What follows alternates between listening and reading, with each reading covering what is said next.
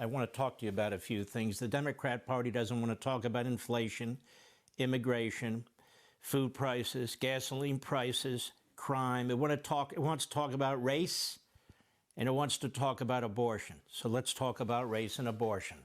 But it's time for a true discussion, not the lies we get from the media and the tenured leftists and all the rest.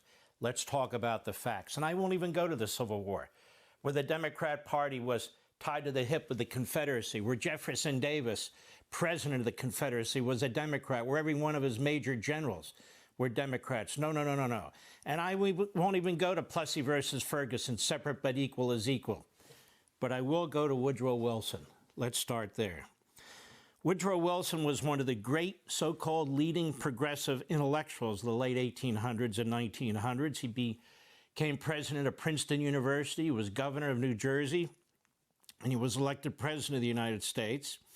And as president, he overturned every major pro-integration law that was put in place by the Republicans who preceded him.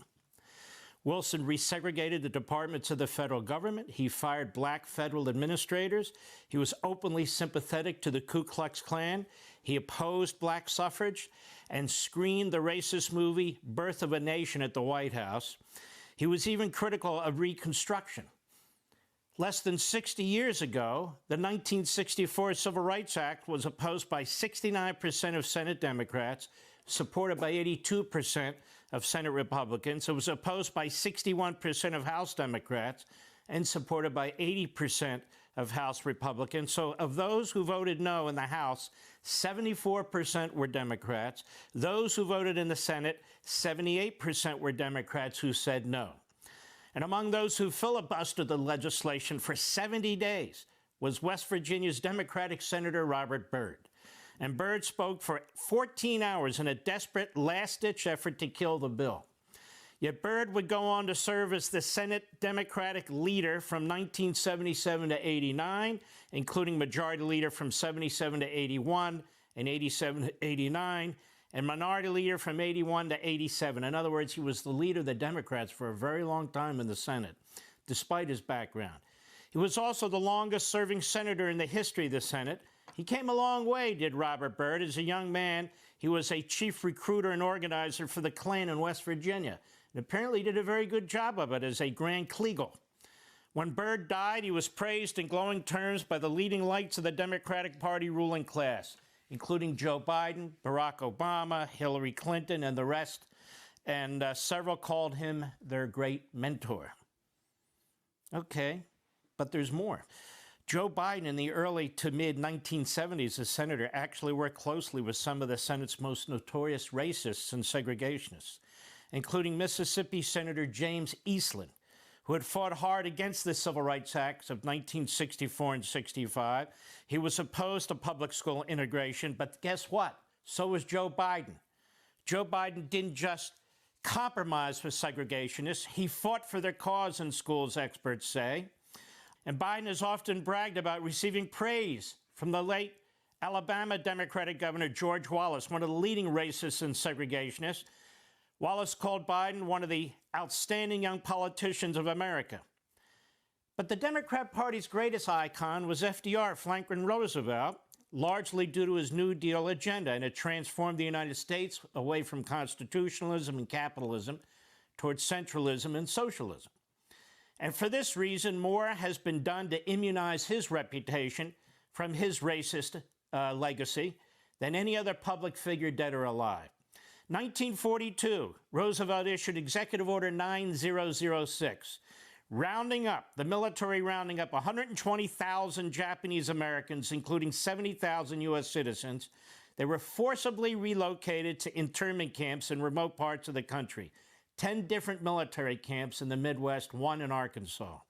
They lost their homes, their property, and their liberties. In 1944, in a case called Korematsu versus United States, the Supreme Court upheld the internment order in a 6-3 decision. And Associate Justice Hugo Black, writing for the majority, he led the way to uphold that decision. Now, who is Hugo Black? Black rose through the Democratic Party ranks in Alabama. He was a lawyer for the Klan in the 1920s. He resigned from the Klan but kept in contact with them. He was elected to the United States Senate with the help of the Klan in 1926. He opposed the Wagner-Costagan anti-lynching bill and was an intensely loyal supporter of Roosevelt and the New Deal. In 1937, he was rewarded by Roosevelt as the first nominee to the Supreme Court. His overall record as justice is mixed and disputed. He was an activist for Roosevelt's economic socialism, but he also insisted on the strict interpretation of the Bill of Rights, with certain main exceptions. That said, Hugo Black Jr., Black's son, recalling the appeal of the Klan to his father, stated the Ku Klux Klan and Daddy, so far as I could tell, had one thing in common. He suspected the Catholic Church. He thought the Pope and the bishops had too much power and too much property. So Roosevelt's first nominee to the Supreme Court had been an activist with the Klan. And of course, he wrote the majority opinion upholding Roosevelt's internment of Japanese Americans. Roosevelt also established the Federal Housing Administration, the FHA, in 1934. You may have used it, you may have heard of it. Its ostensible purpose was to insure mortgages, thereby promoting home ownership. But it furthered racial segregation. Why? It denied insurance in and around black neighborhoods. Incredibly, the FHA was subsidizing builders who were mass-producing entire subdivisions for whites, with the requirement that none of the homes be sold to African Americans. Did you know that? Of course not. The term redlining comes from the development by the New Deal by the federal government of maps of every metropolitan area. And the areas where you were not supposed to give these insurance backings for the mortgage were black areas. They were called the red areas, hence the term for redlining. Roosevelt infamously and unceremoniously slighted the great Olympian Jesse Owens. In 1936, Owens had won multiple gold medals. The Olympians from 1936 in Berlin, Hitler's Berlin, were invited to the White House with the exception of Jesse Owens. Owens was once asked if he was snubbed by Hitler. Hitler didn't snub me, he said. It was FDR who snubbed me. The president didn't even send me a telegram. Even with lynching going on, I had mentioned that Senator Hugo Black, who'd become a justice on the Supreme Court, opposed the anti-lynching bill in the early 1930s. Roosevelt said he opposed lynching. He was lobbied by his wife, Eleanor Roosevelt, to support the bill, but he refused because he put politics ahead of principle. Roosevelt would not support or sign a federal anti-lynching bill, which would have to come later. I want you to think about that, folks. And there's more about the Democrats and Roosevelt, of course, even to this day. But the Republicans never stood in any schoolhouse doorway to block little black kids from going to school with little white kids. The Republicans never supported systemic voter suppression or repression, as the Democrats did and they claim today. The Republicans never supported Jim Crow, literacy tests, and all the rest of it, ever. And the Republicans never supported lynching. They were the ones pushing bills to end it. That's a piece of history of the Democrat Party. Now, of course, both parties are imperfect. There are exceptions. But the pattern, the malignant, persistent pattern in the Democrat Party goes way back. It's a very evil party. It's a very anti-American party. If they want to discuss race, let's learn our history. Let's learn their history, and let's discuss race. What amazes me with all the talk about tearing down Confederate monuments and symbols and burning their books and all the rest, changing the names of military bases, how is it that the name the Democrat Party persists and continues?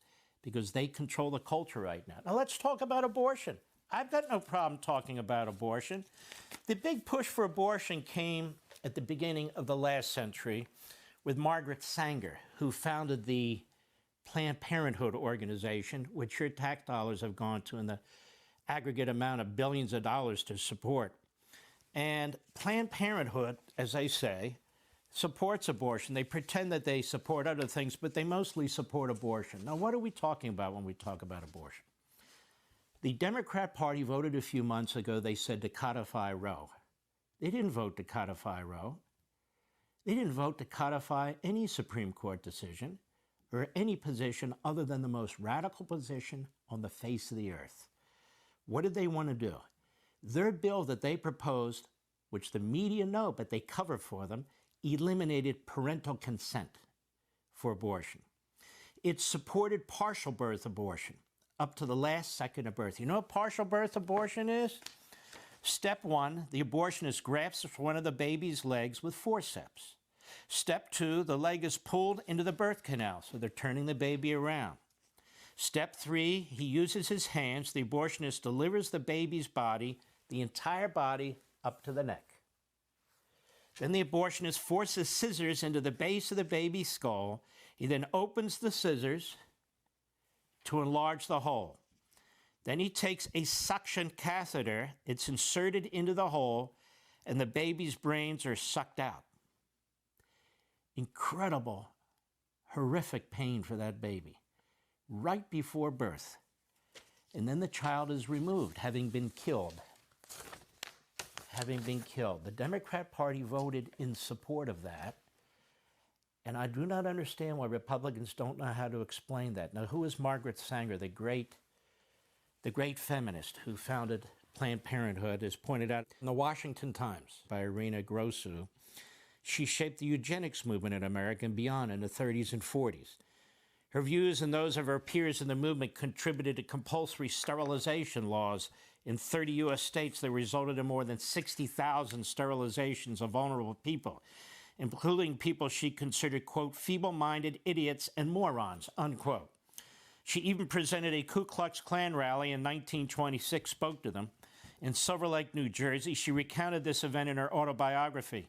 She said, I accepted an invitation to talk to the women's branch of the Klan. I saw through the door dim figures parading with banners and illuminated crosses. I was escorted to the platform, was introduced, and began to speak, and in the end, through simple illustrations, I believed I had accomplished my purpose. A dozen invitations to speak to similar groups were proffered. In a letter to Clarence Gable in 1939, Sanger wrote, we do not want word to go out that we want to exterminate the Negro population. And the minister is the man who can straighten out that idea if it ever occurs to any of their more rebellious members. 1939. Her own words in television appearances leave no room for parsing.